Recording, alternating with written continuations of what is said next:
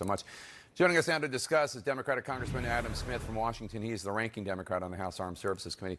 So, Congressman, President Trump says final points have been approved, but the IRGC says no such deal has been approved. Well, what do you make of this announcement? Do you think it's actually real this time?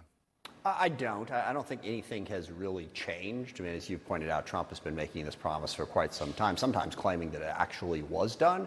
We're still stuck in the same basic position. Trump felt that a bombing campaign could basically break the Iranian regime, that either the regime would change or, the people would change, or the people there would give in to his demands. And Iran didn't. Basically, they decided all they have to do is survive and place the region at risk. And we're still kind of stuck in that place. Now, the way out of this for Trump, logically, is to come up with one of his sort of framework agreements that doesn't actually agree to anything. But that's been on the table for several weeks now, and there's been no progress made. And to date, whenever Trump says we have a deal and Iran says we don't, Iran turns out to be right. Yeah.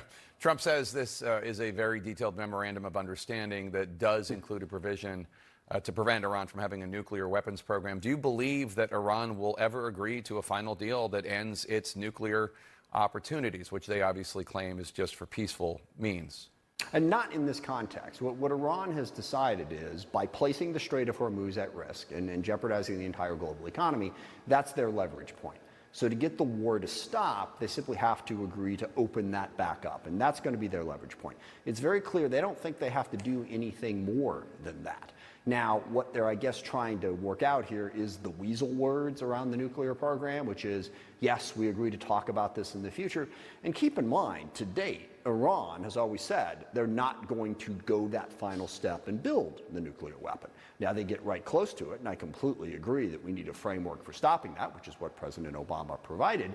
But, Iran has not said they're building a nuclear weapon yet. So they'll stick to that position and say, yeah, we'll keep talking about it. But any specific concrete deal, any deal that is even as good or much less better than what Obama had negotiated and Trump stupidly tore up, that's just not on the table right now. And Trump's trying to obfuscate in 1,000 different ways so that we don't see that.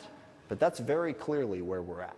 Let's turn to Trump announcing the nomination of Jay Clayton as his choice for Director of National Intelligence. I want to play some of Clayton's past comments for you to get your reaction. Here he is. Here are clips of him. 1, assailing the prosecutions of Trump during the Biden years. 2, backing Trump's anti-weaponization fund.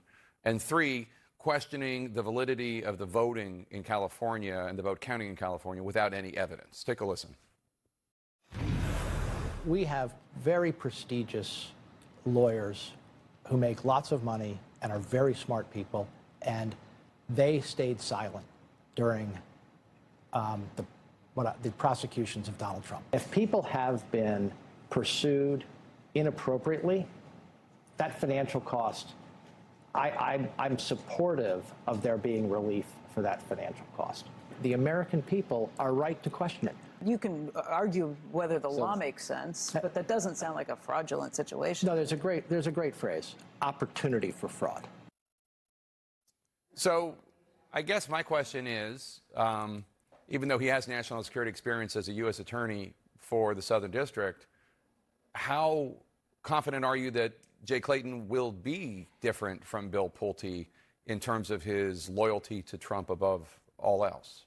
I'm not confident at all. And a couple things there that I think, going back to the origin of how Trump justifies what is really the incredible politicization of our entire U.S. government for Trump's agenda, not for Americans' agenda. This idea that Trump and other people in his orbit were unfairly targeted. There was mountains of evidence against Trump and all those other people that were targeted of a whole series of different crimes. They weren't making this up. They weren't going after someone for taking pictures of seashells on a beach, okay? This was actual evidence of what was going on with Russia, of classified documents, of 1,000 different things. And to punish anyone for having done their job to investigate that is ridiculous. And to reward the people who were committing those crimes, completely unacceptable. And this is one of the origins of this myth that there was, these unfair attacks on Trump. There was evidence for every single one of those crimes that was pursued. And no, I don't trust this guy anymore, anyone else, because at the end of the day, it's Trump. Trump is the one that I do not trust. And, he said, to the point you were alluding to earlier, he said in conference, he's putting Pulte in there to dig into the election fraud in 2020. I do not trust Trump with the sensitive information. He's made it very clear he is going to use it to pursue his own personal political vindictive agenda, not to protect the national security interests of the United States, almost no matter who he puts in that job right now. Democratic Congressman Adam Smith from the state of Washington. Thank you, sir. I appreciate it. And then there's the oil and gas side of this war. President Trump revealing this yesterday in the Oval Office.